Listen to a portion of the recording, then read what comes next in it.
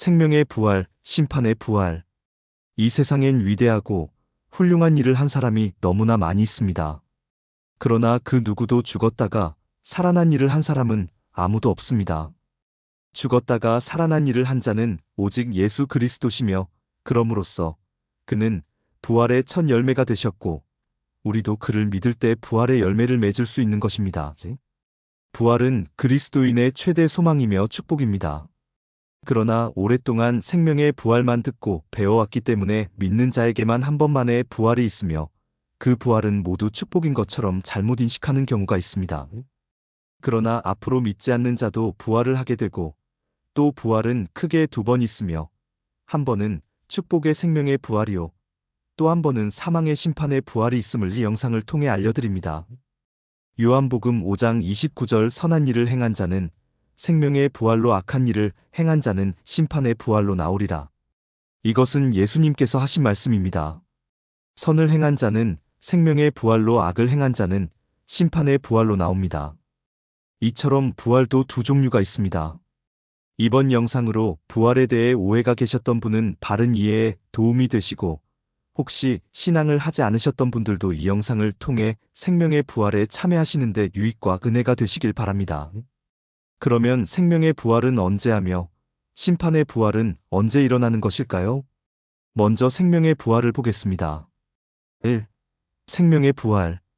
데살로니가전서 4장 16절 주께서 호령과 천사장의 소리와 하나님의 나팔로 친히 하늘로 솟아 강림하시리니 그리스도 안에서 죽은 자들이 먼저 일어나고 17절 그 후에 우리 살아남은 자도 저희와 함께 구름 속으로 끌어올려 공중에서 주를 영접하게 하시리니 그리하여 우리가 항상 주와 함께 있으리라.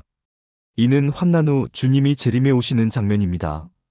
마태복음 24장 29절 그날 환난 후에 즉시 해가 어두워지며 달이 빛을 내지 아니하며 별들이 하늘에서 떨어지며 하늘의 권능들이 흔들리리라. 30절 그때에 인자의 징조가 하늘에서 보이겠고 그때에 땅의 모든 족속들이 통곡하며 그들이 인자가 구름을 타고 능력과 큰 영광으로 오는 것을 보리라. 31절 저가 큰 나팔 소리와 함께 천사들을 보내리니 저희가 그 택하신 자들을 하늘 이 끝에서 저 끝까지 사방에서 모으리라. 고린도전서 15장 52절 나팔 소리 가남에 죽은 자들이 썩지 아니할 것으로 다시 살고 우리도 변화하리라. 주님이 구름을 타고 재림에 오실 때 죽었던 자들이 다시 살아나게 됩니다. 이 부활이 생명의 부활입니다. 이때 부활하는 영혼은 복이 있고 거룩합니다. 이들에게는 다시 상함이나 해함이 없고 이사야 11장 9절 나의 거룩한 산 모든 곳에서 해됨도 없고 상함도 없을 것이니 이는 물이 바다를 덮음같이 여호와를 아는 지식이 세상에 충만할 것임이니라.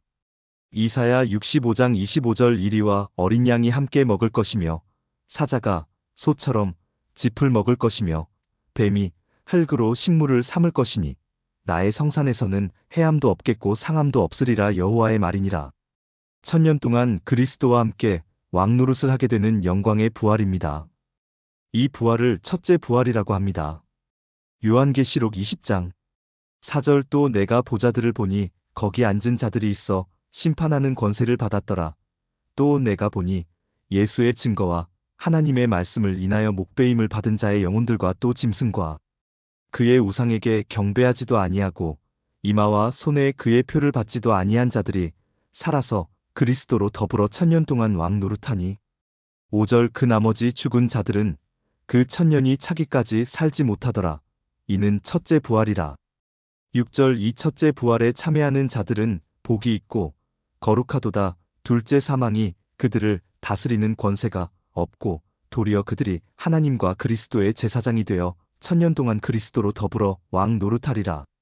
이 첫째 부활이 예수 그리스도께서 요한복음에 선을 행하는 자는 생명의 부활로 나오리라 말씀하신 부활입니다. 요한복음 5장 29절 선한 일을 행한 자는 생명의 부활로 악한 일을 행한 자는 심판의 부활로 나오리라. 선을 행한다는 것은 바로 이 말씀처럼 예수의 증거와 하나님의 말씀을 끝까지 지키며 저버리지 않는 것이며 짐승과 그의 우상에게 경배하지도 않고 이마와 손에 표를 받지도 않는 것입니다. 이러한 선을 행한 자는 주님이 재림에 오실 때 생명에 부활하여 왕이 되는 것입니다. 이 부활이 첫째 부활이요.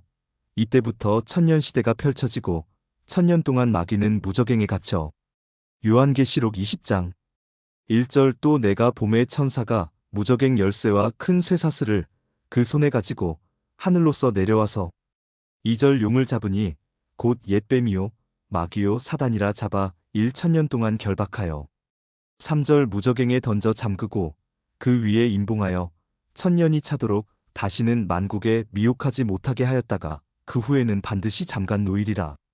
불의와 죄, 근심과 걱정, 슬픔과 눈물이 없어지고 의와 평강과 희락이 넘치는 세계가 펼쳐집니다. 로마서 14장 17절 하나님의 나라는 먹는 것과 마시는 것이 아니요 오직 성령 안에서 의와 평강과 희락이라. 2. 심판의 부활. 생명의 부활을 통해 천년 세계가 이루어졌다가 천년이 다 차게 되면 그 다음엔 심판의 부활이 있게 됩니다. 천년 동안 갇혔던 마귀가 잠시 놓여서 사방 백성곡과 마곡을 미혹하고 모아 싸움을 붙여 결국은 유황불못에 던짐을 받게 합니다.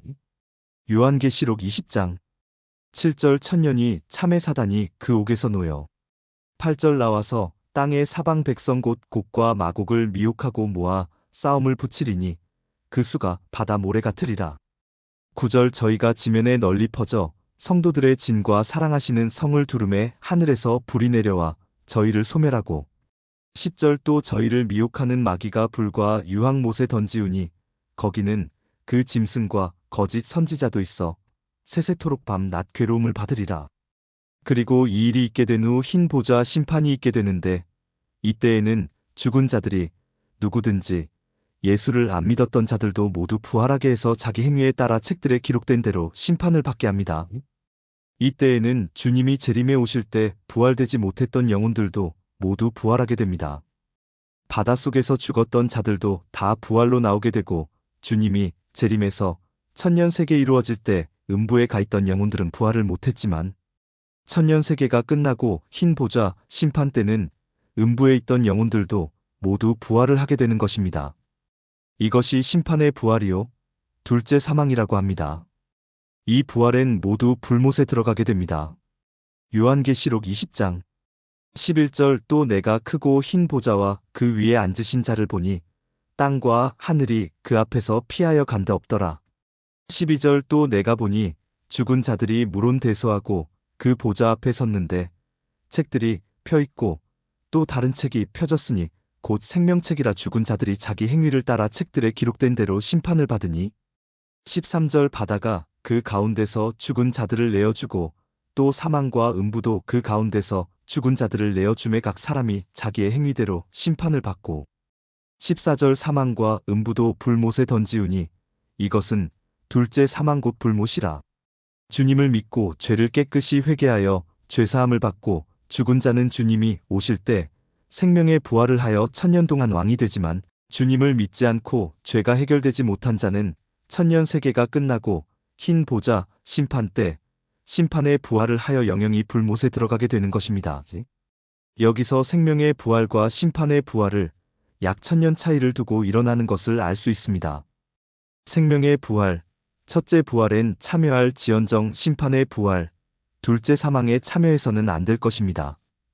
이 생명의 부활과 심판의 부활에 대해서 다니엘 선지자는 다니엘 12장 2절 땅의 티끌 가운데서 자는 자 중에 많이 깨어 영생을 얻는 자도 있겠고 수욕을 받아서 무궁히 부끄러움을 입을 자도 있을 것이며 영생을 얻는 것과 수욕을 받고 부끄러움을 입은 부활이라고 했습니다.